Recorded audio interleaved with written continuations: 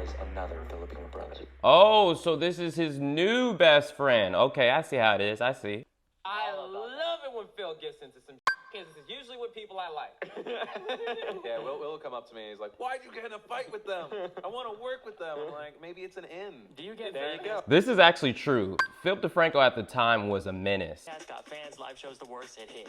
Was it created by day, doing my own shit at night? I quit my day job. He skipped so much in between there. Getting by, but something was missing. This, in theory, is the last time I ever have to wake up for a normal job. That ain't true. Look, I'm happy for you. If there's one thing that I believe is that there's enough success for everybody. There's enough success for me. There's enough success for you. There's enough success for everybody to have their time in the sun. So, Darren, you have 48 hours. Either you change the name of your show.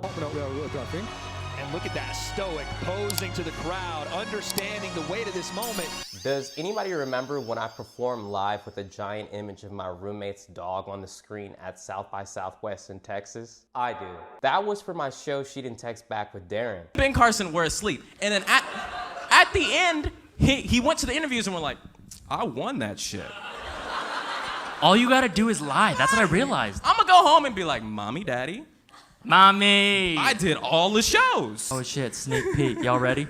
This is the worst thing I do and not funny at all. I hope you fuck up and show something else. I know, right? So it's come to my attention recently that Darren and Ava have a new show coming out on NBC's streaming platform Peacock. And for some reason, he decided to name it People Like Me, which is only one letter different than my show People Be Like. So Discovery Channel believed in me so much, they launched a YouTube channel with me in 2015 called People Be Like, and we got over 100,000 subscribers in the first weekend. Thank you, Philip DeFranco. What you may not know is that Darren was the producer of the channel for 3 months before he left to chase his music career. It was a hugely controversial moment for me because I was like, why would you convince me to have the show leave the main channel to do its own thing and then leave me? It ended up being a good thing though because I hired my friend from film school, John, and my best friend Jessica to fill the void of producer and cameraman. And at first, I was upset that Darren left for years until I realized we wouldn't have all those great videos with John and Jessica if he didn't. Something's better? Yeah. No, okay, like, y'all know I lost my virginity last year. I'm still new at this shit. Mm-hmm. And I'm really learning about it as I go along. Yeah, how's that going? I just want to say publicly thank you, Darren, for being my sex coach.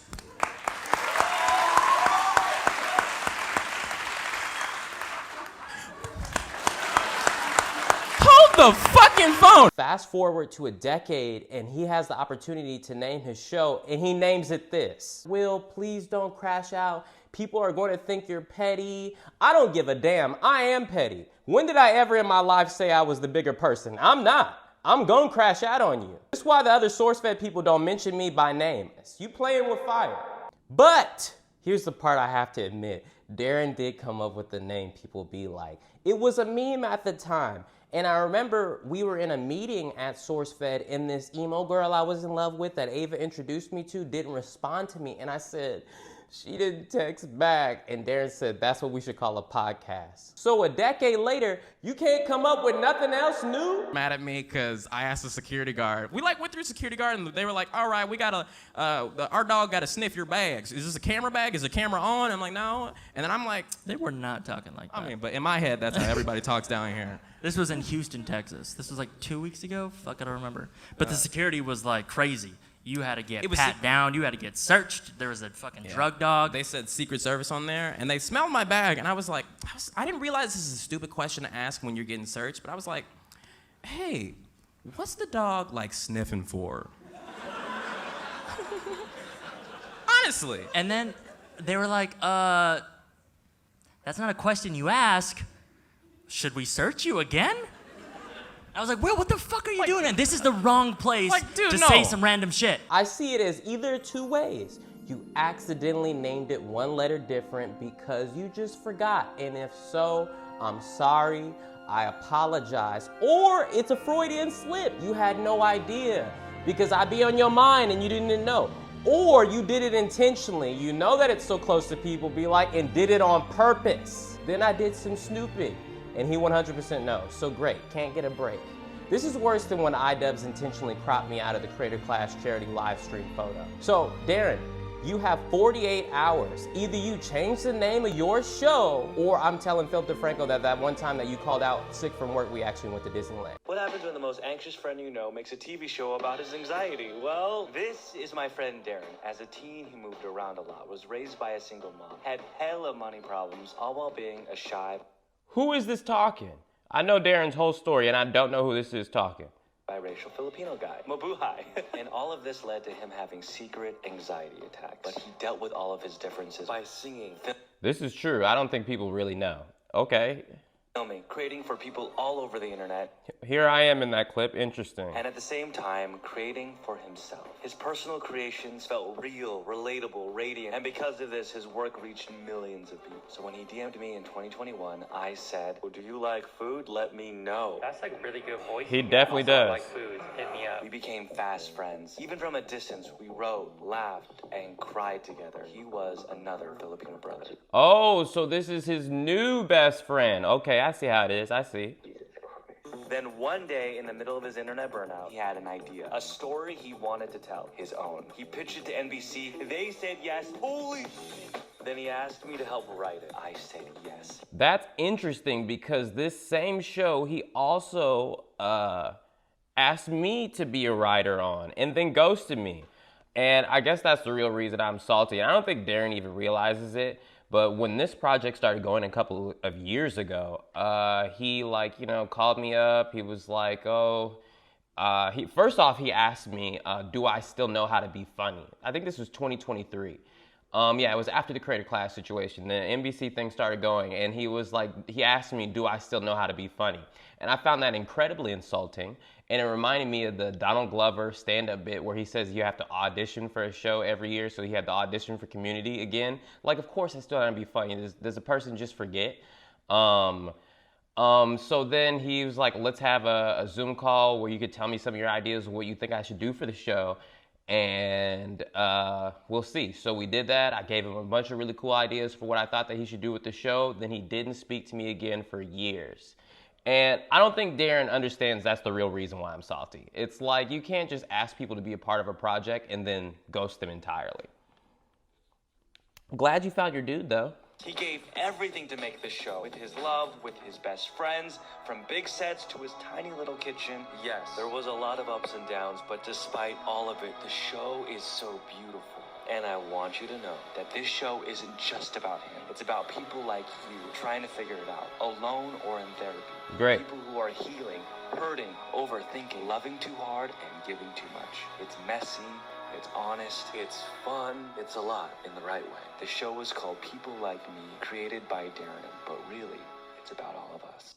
Interesting. Okay, cool. 100,000 views a week, and then, went over to like 50, 70K views a week in 2 or 3 months, and he left to chase his music career.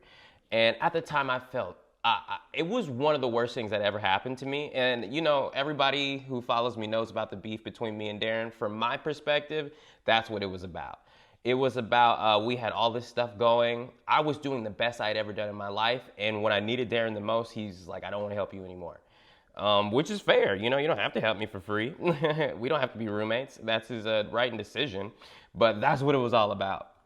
So I think it's crazy that with all the involvement he had with people, would be like that he would create a new show and call it People Like Me. Also, okay, let's see that clip with Let me guess. You're thinking about going to therapy. And as a therapist I'm not. myself, of Here we are with all this BetterHelp stuff. One of the worst sponsors you can get. course I'm going to say that's a great. Hey guys, welcome back to the SourceFed Podcast, the podcast where we talk about anything that comes to my mind. Today I'm going to be your host. I'm Sam Basher. Ooh, that's nice. Today You better tell them that Phil's here now. we got Will Haynes. I said We Phil. got Darren Girdner. And drumroll please. We got Sam Basher. And Philip DeFranco. Yeah, he's fine. Thank you so much, Phil, for coming on the podcast. I love it. We've been begging you for weeks. We Thank you forced for saying it. that. It's just really, that's a damn lie. We did force them. And today, guys, this episode is brought to you by Squarespace. Thank you so much, Squarespace. Squarespace is an easy-to-use I love it when Phil gets into some shit, because it's usually with people I like. Yeah, Will come up to me. He's like, "Why'd you get in a fight with them? I want to work with them." I'm like, maybe it's an in. Do you get There you go. This is actually true. Philip DeFranco at the time was a menace. I mean, I don't check into his videos as much these days or ever, but 2016 Philip DeFranco, 2015 Philip DeFranco was on one. He was beefing with everybody. And you know, I was young at the time and I was like, dude, we don't have to do this. So, when all that shit goes down and your mentions are blowing up, do you get nervous? The only time I got nervous was this last time where we one of our designs almost fucking straight up ripped someone off, and it freaked me out. And I didn't tweet about this because it sounded like I was trying to get some random pity, because so it was essentially a fire, and 100% we were in the wrong, and so that I felt like that was new to me, because usually someone will fire shots at me, and I feel like I have ground to stand on. So I thought this guy was No, Phil's not scared. I thought he was talking about getting some of that Kim Kardashian to do yourself good. He was talking about Khalifa Kush. Right. It made him even more famous is because then, there's a whole genre of people who have no idea what the fuck rap music is. They read People magazine. Give me a blowjob. Would you do it? And I said, no, I'll give him a peck on the cheek and I'll give him a peck on the hand. If Drake came up to you or Kanye came up to you, tweet spree? Out of context, that was too hilarious. Why do it then? Donald, where you at? Probably because life is life is really like that. I've never been one to most of my tweets are still there. Even embarrassing ones when I was super young and I had Twitter, they're all there. You can go find them. I realized I came to the conclusion that when you're younger, everything that you're doing is just not good. I agree. It's like you don't know what you're saying. And you really think you do when you're young. At least I did. When I was 15, 16, I thought I was as smart as I would ever be. And then you look back and you're like, I'm not. So anyway, back to this show that Darren is stealing my name for some reason. Doesn't have any other names he could think of. So let's see the promotional clips that he ended up doing.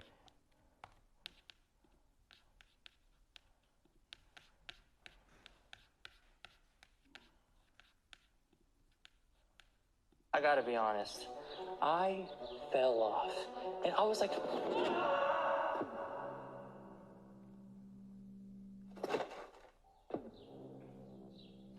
So that photo is actually a reference to an old album cover that Darren did that I took the photo of when he's it's from way above. I was in our apartment window and I took it from, and he's doing that shot again. Cool okay. Reference. My life got incredible after that. Let me catch you up. In 2012, I was photographing bands. I started making YouTube videos. They weren't good, but they had potential. Then I started working for this guy, learned a lot, became a producer. Yeah, they don't know about What's That Smell TV. That was his old YouTube channel. Started a podcast, got fans, live shows, the works, it hit.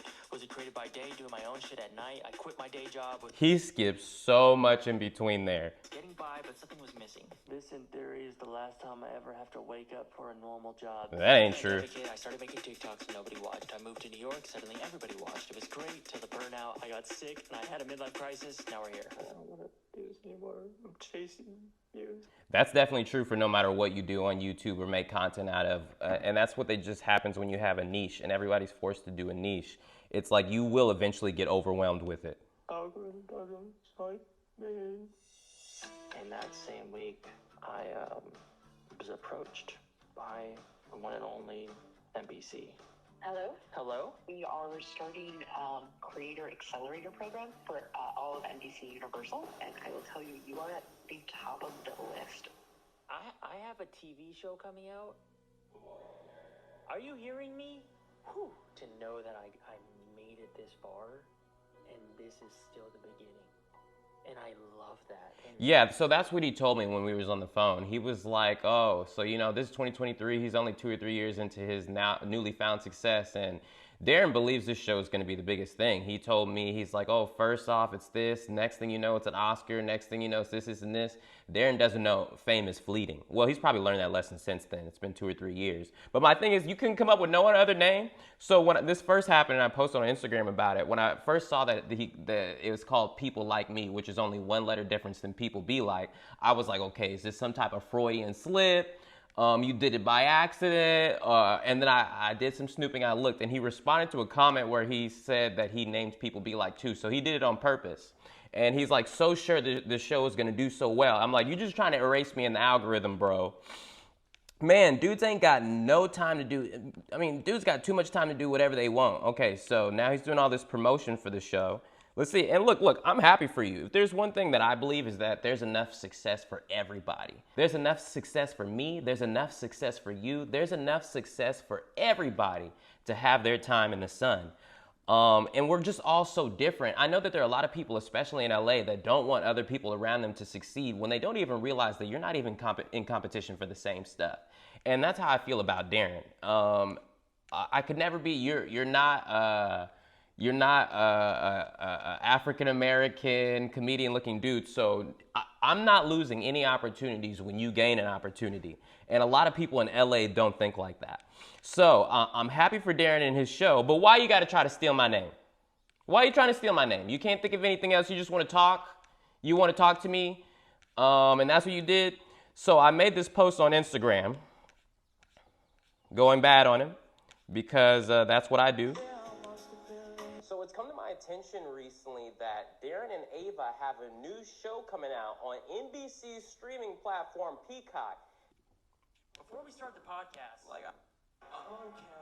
Say it, Will. Ooh. How Darren convinced us to perform his song. See, this is how supportive of a friend I was. Like, I will literally sit up here and perform your mid-rap song.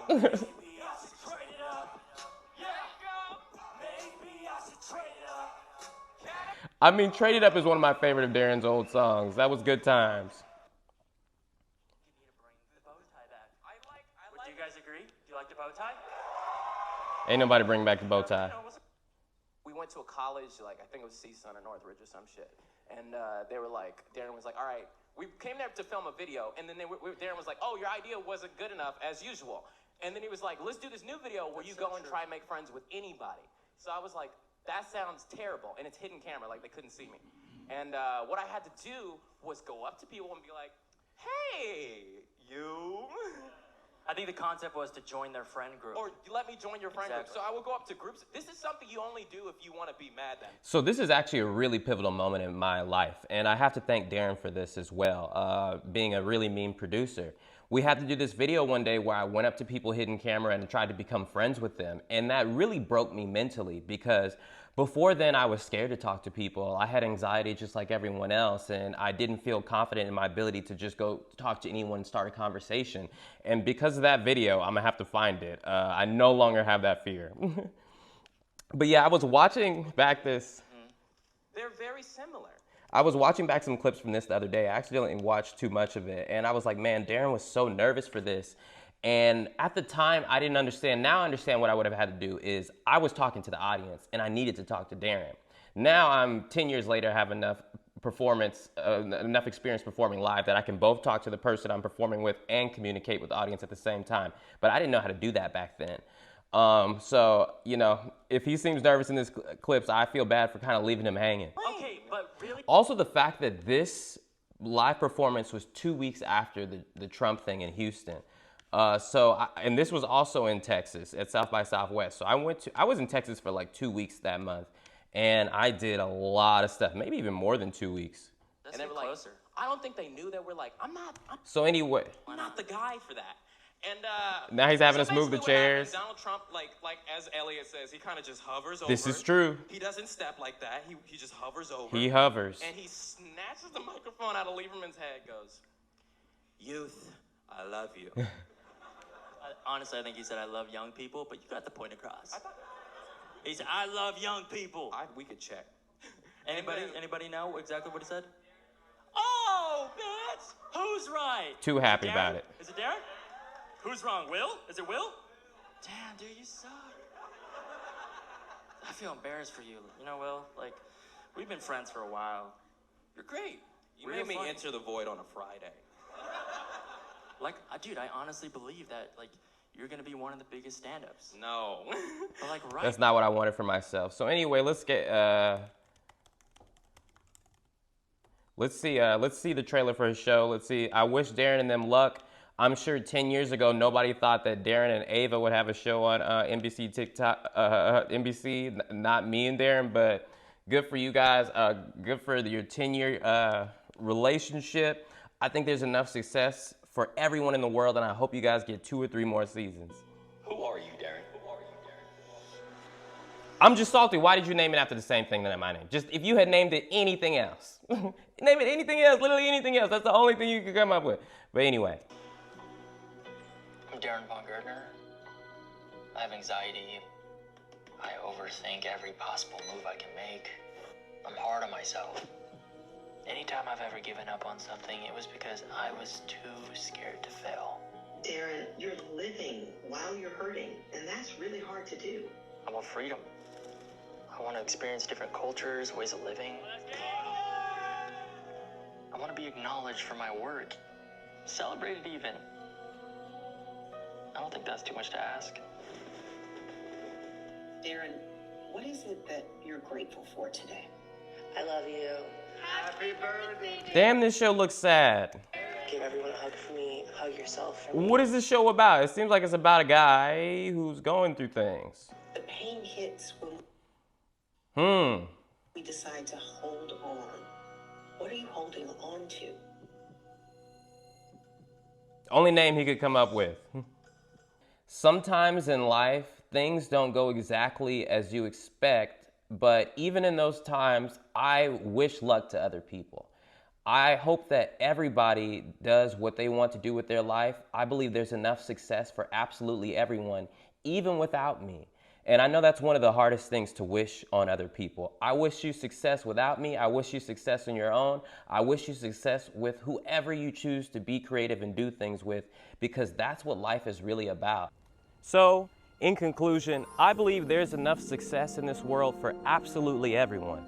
Just because someone else has a win doesn't mean that that takes a win away from you. Just because someone, even if they're close to you, is doing something doesn't mean that the world is looking at you as if you're not doing anything. Everybody worry about everybody else. Take a moment in your life to focus on your own goals, to focus on your own wins. Sometimes in life, people will be so focused on trying to do what they think somebody else is trying to do that they haven't spent any time trying to figure out what it is that they want. How are you so involved in my dreams and my goals that you've lost track of who you are? All I'm saying is to believe in yourself, take some time to yourself to figure out what it is that your dreams are and chase those wholeheartedly. Sometimes in life it's hard to tell who's really your friend and who's just hanging around with you to get the information and connections they need to go do what it is that they want to do. Sometimes in life you can't take people with you to the top because the truth is they don't even want to see you at the top.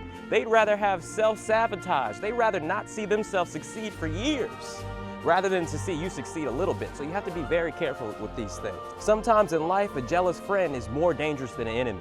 Don't let somebody else's winnings for a second take away from your goals and what it is that you want to see yourself do. And most importantly, please leave a like on me and subscribe to me. This has been another episode of Truly Passionate. I'm your host, William Haynes. Thank you.